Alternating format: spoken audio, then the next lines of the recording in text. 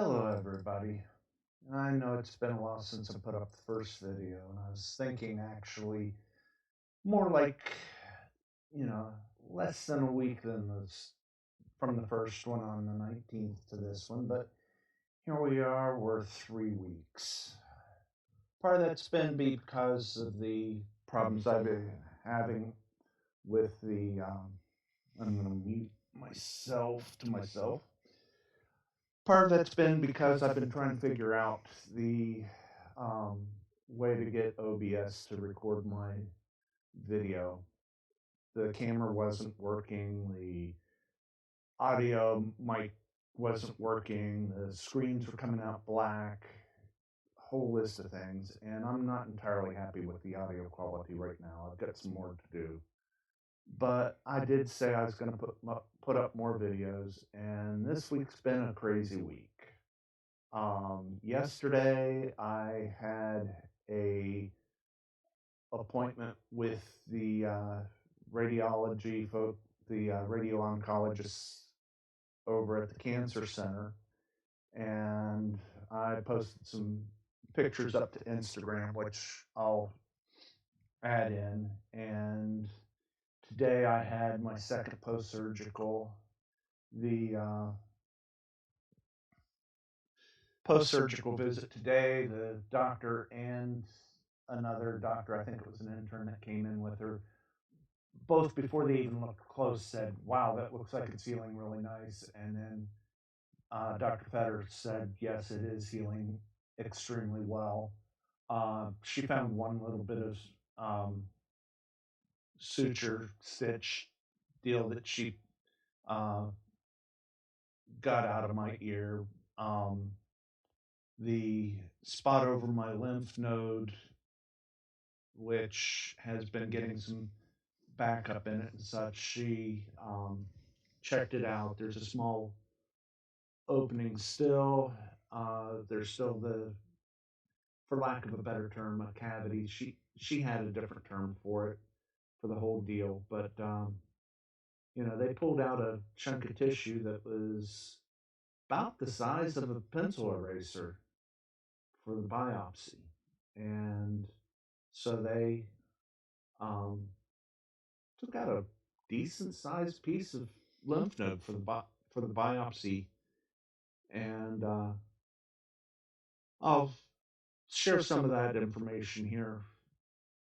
Maybe this video, maybe next video. But yesterday was the planning and preparation for the radiation therapy.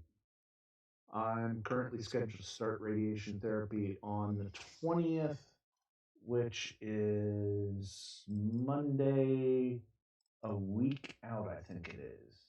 Yeah, so today's the 9th. Monday would be the 13th. Monday, a week out, would be the 20th. I'm glad that I'm taking some time to go to a convention on the weekend of the 17th over at Williamsburg. I'll probably post some videos to my channel from that and some other things, but I'm going over to MarsCon. It's a nice little con. Total attendance, I guess, is about 1,000 people. And so I'm going over to that, seeing some friends. I won't see some of the friends I'd really love to see, but hey. But yeah, yesterday, spent about 4.5 hours, most of the afternoon, in the cancer center. And it needed to be the cancer center because they've got all the stuff over there that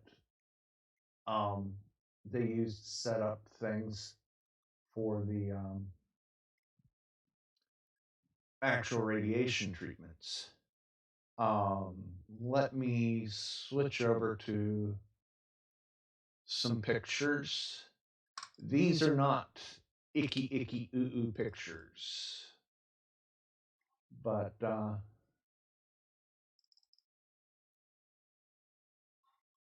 I'll switch over to my alternate monitor, and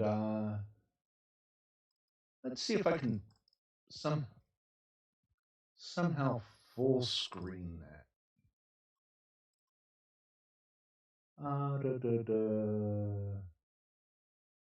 I guess I got to learn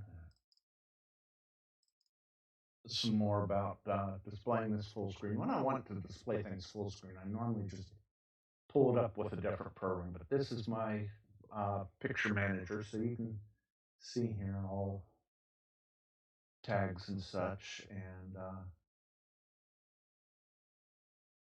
I don't even know if I can sit here and, yeah,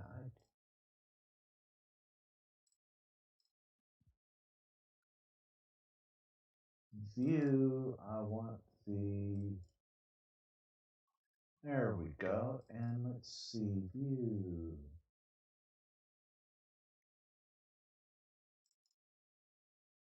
Oh no, oh no. Full screen does not work because it thinks both monitors are full screen. But this is what they have set up. They've got this piece of plastic that they prep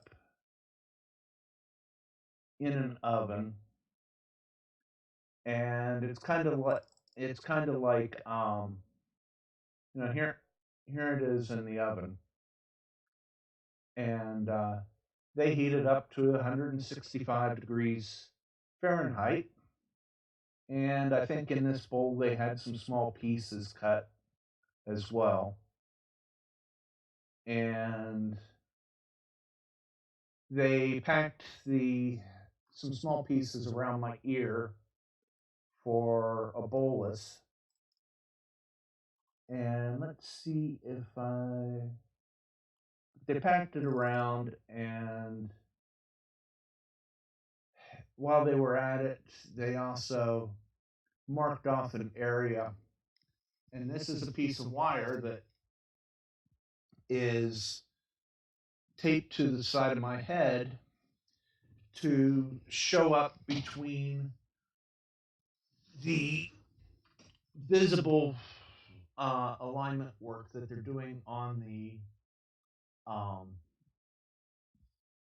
linear accelerator that will generate the radiation to treat my ear. And it shows up on the CT scan as well. So I'm actually going to ask Dr. Reed if I can get a copy of that CT scan as well.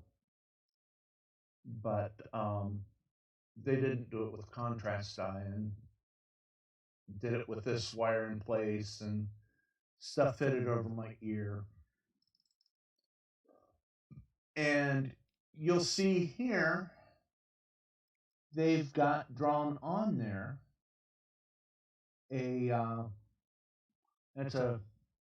it looks to be glass. I suspect it may be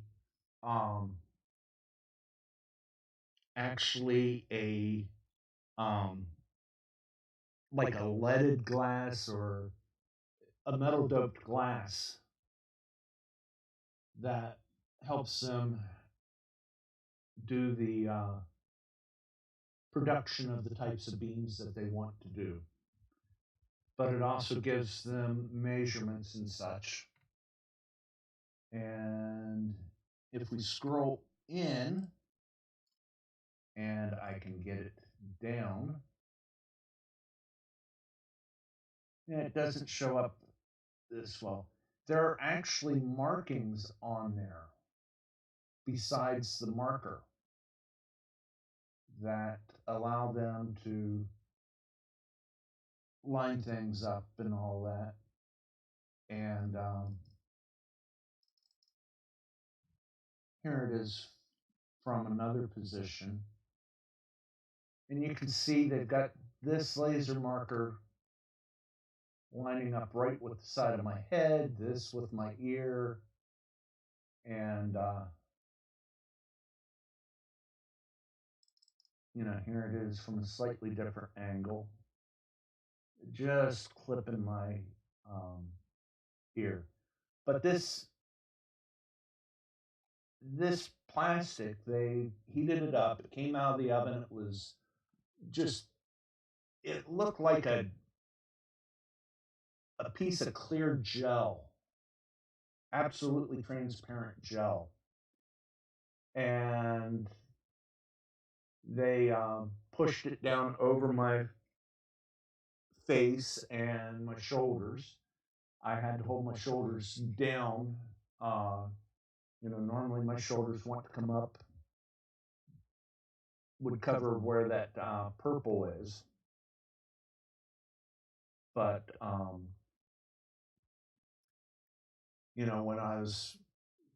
when they were forming it and everything, they were having me hold my hands down right around my belt buckle. And the beam, well, let's see, I'll go ahead and I'll start here and do things in a little bit orderly fashion.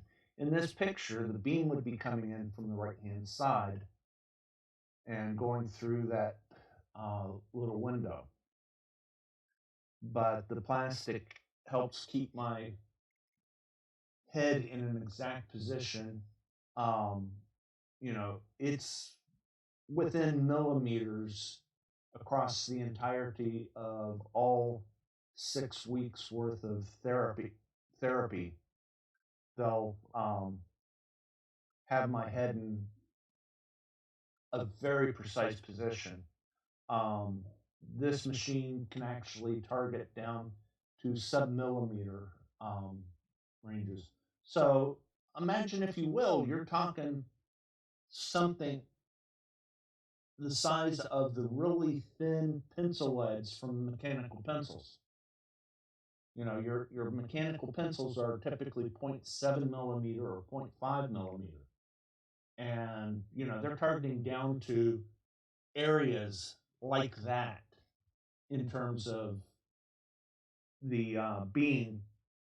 And I guess they're able, they target the depth and everything else as well. But, here's that other position where they took it from my side, and you can see the laser alignments that are there. And here's a bit of a distance view. And, you can see more of the machine. And the way this thing works is there's a linear accelerator in here, and the beam is bent in this head right here to come streaming out here. And the beam will actually be either photons or pure electrons, depending upon how they set the beam up. The photons themselves, if they're generating photons, they're actually impacting the beam against a metal plate. And they start off with an electron beam, and this is just like your normal X-ray machine. But they have the electrons hit a metal plate, and the electrons, when they hit the metal plate, they excite the atoms of the metal plate. And it's like tossing a ball up into the air. And when the ball comes back down and, hits the table or the floor or whatnot, that process of coming back down is the release of a photon. And, this is even something that happens in the case of these laser, these laser alignment beams. You've got an electron that comes into an atom, excites it, and then when it relaxes back down to the ground state or an intermediate state, depending upon how they set things up, you get a photon coming out. And this photon can be red, it can be green, it can be blue, this is how light is produced when you're talking this type of emission. And, we're not talking black body radiation where, for example, you take a piece of steel, you stick it in a forge, and you heat it up and you pull it out. That is a slightly different mechanism for heat production or for light production, because that's a black body type radiation, not an emission spectrum. And that actually turns out to be a continuum. But here, we've got the laser beams for lining up, and those are the same type of deal that, like in a X-ray machine, you get the emissions. And so you've got the electrons coming in, they hit the metal plate, the electrons jump up to an excited state, they relax back down to lower states or ground state, and when all is said and done, you get X-rays or you get gamma rays or things of that nature coming out. And this particular machine is capable of doing between roughly 4 million electron volts and 14 million electron volts. So the high end of the X-ray spectrum or the low end of the gamma ray spectrum. And if they instead just deal with the electron beam, you've got the electrons themselves coming out. But another different profile, and you can see that the plate where they've drawn things on. And they could literally take me in there today or 6 weeks from now, put that plate in the machine, fasten me down with that plastic mask deal, and have things line up. So that's what I went through yesterday. And then I, not so good picture there. But here you see the wire, and that wire was in place as they did the preparation here. So they could actually tell where the wire was. And, while they, and this door here, the thickness of the door is about a foot thick. They don't open it by hand so much. It's actually got a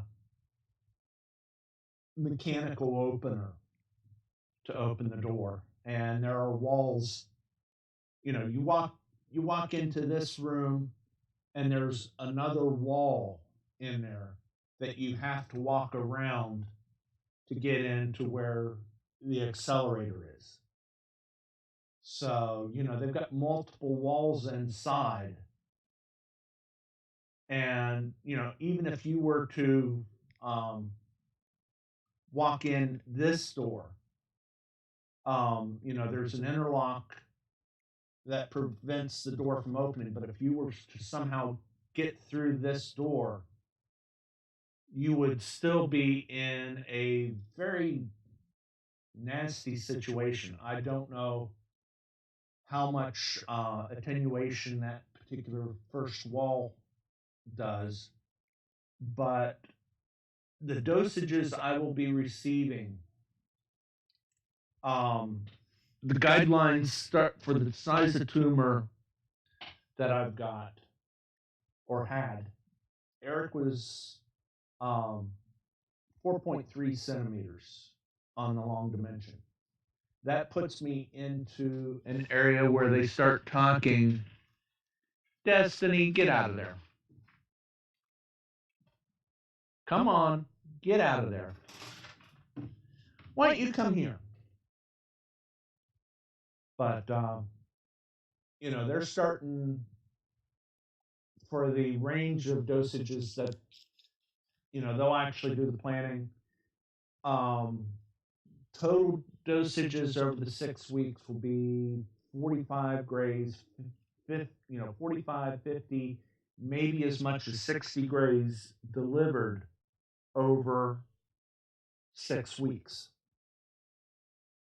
And, let's do the figuring, 45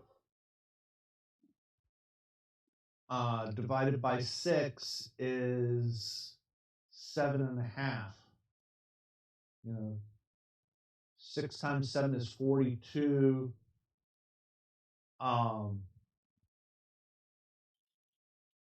6 times 8 is 48, and I'm sitting there right between them.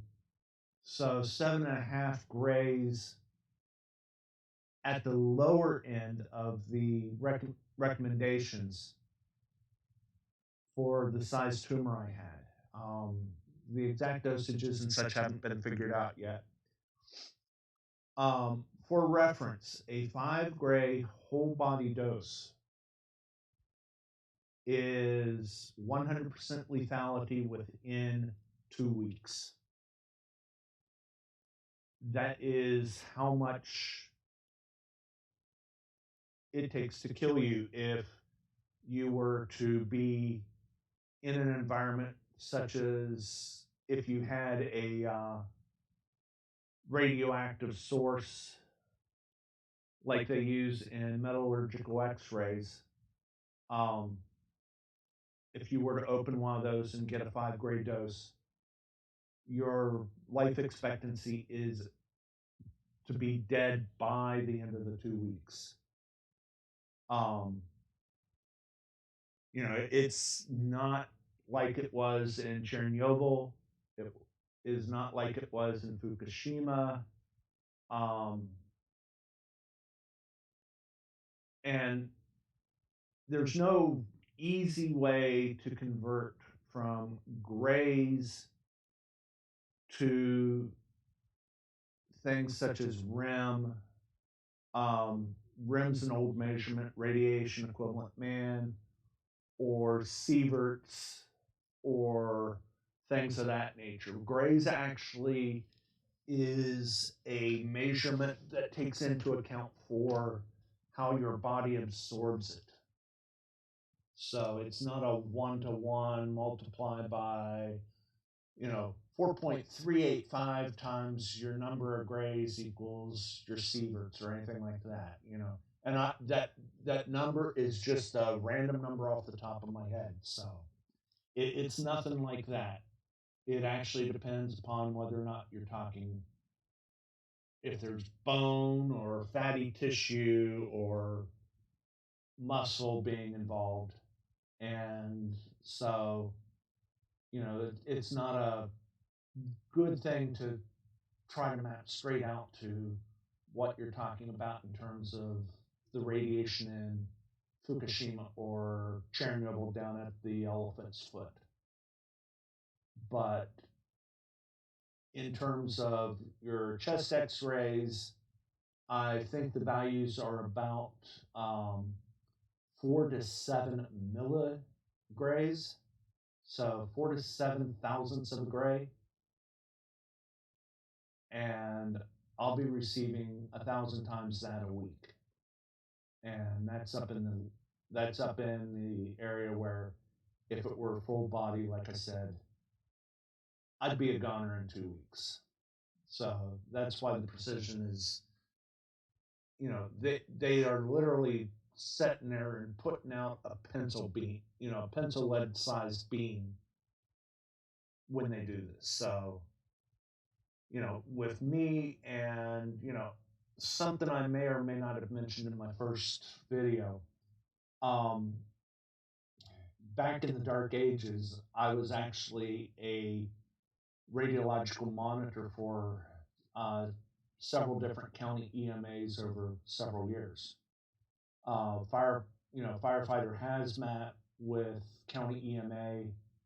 I was at one point the radiological monitor for a county that sets downwind from the Piketon, or from the Portsmouth, Ohio gaseous diffusion plant that DOD ran. And so part of our training we had to have training, and I was the radiological monitor for the county, so that if anything had happened and we had a release upwind of us, I was the one that was basically going to be doing all the paperwork and everything else. But yeah, so they'll sit there, and on the 20th, they'll put me into a machine exactly like this at a branch campus, thankfully. It took me 20 minutes to find parking yesterday down at the parking garage at the main hospital and cancer center. And they'll put me in the machine, put the mask on with the bolus underneath the mask, and they'll spend 5, maybe 10 minutes. It's supposed to be a fairly rapid process of being able to do this, but they'll put me on the table, put the bolus on, put the whole mask harness deal over top, and they'll safe the room. They'll go through and they'll walk out, close the door, whatnot, sit down at the keyboard, and they'll pull up my record if they haven't already, and press a button, and kind of like Hollywood has you seeing a countdown timer probably goes on, and the beam fires up and blasts a small little voxel inside of the side of my head. Maybe the first day will be the lymph node, or it might be right along the suture, something like that. And after 30 seconds, a minute, they could very well be opening the door and getting ready to get me up off the table. And so, but and all of it's, this shows up in the CT scan, which gives them the densities and everything, so they can sit there and they can then say, okay, here is this particular area we want to treat today, and the software will sit there and figure out the beam intensity and everything, and away they go. So, sorry folks, let me get back off that one for, okay. But yeah, that's what I went through yesterday. 4.5+ hours sitting there, waiting for the plastic to cool down and harden. Being autistic and not having a lot of people giving me hugs and such. There was some emotional BS that went on there and whatnot. And I actually wrote a poem yesterday evening and posted it. And that's the first poem I've done in 10, 15 years at least. I'm not one for poems and such. I like reading and what, but I can't, limericks. I almost got myself expelled from high school with a little old lady from Nantucket type deal. English class, want you to, your assignment for tonight is to write a poem using the authentic styles, etc., etc., etc. My teacher should have known better when I said, Mrs. Cowell, how about limericks? Yes, limericks are okay. Mrs. Cowell, how about authentic limericks? Yes, authentic limericks are acceptable. I told you, authentic style. I didn't realize that we were going to read it. And so the next day we're sitting there and she goes, okay, now for your poems that you wrote for your assignment last night. And she got to me, and I was hoping she wouldn't get to me. And she said, Doug, how about, read your poem, come up and read your poem. And I said, Mrs. Cow, I don't believe you want me to do that. Yes, I do. I wouldn't have asked you to come up and read it if I didn't want you to read it. And I said, no, ma'am, I don't believe you do. It's an authentic limerick. Well, yes, I do want you to come up. And I went up and I put my limerick on her desk and I said, no, I do believe you do not want me to read the authentic limerick. She looked at it, turned several different colors, and said, stay after class to talk to her. Yeah, I'll do poems like that occasionally. I haven't done one of those authentic in years. It's been 10, 15 years, but yeah. I'm going to give folks a major, I'm going to break this and record a second one.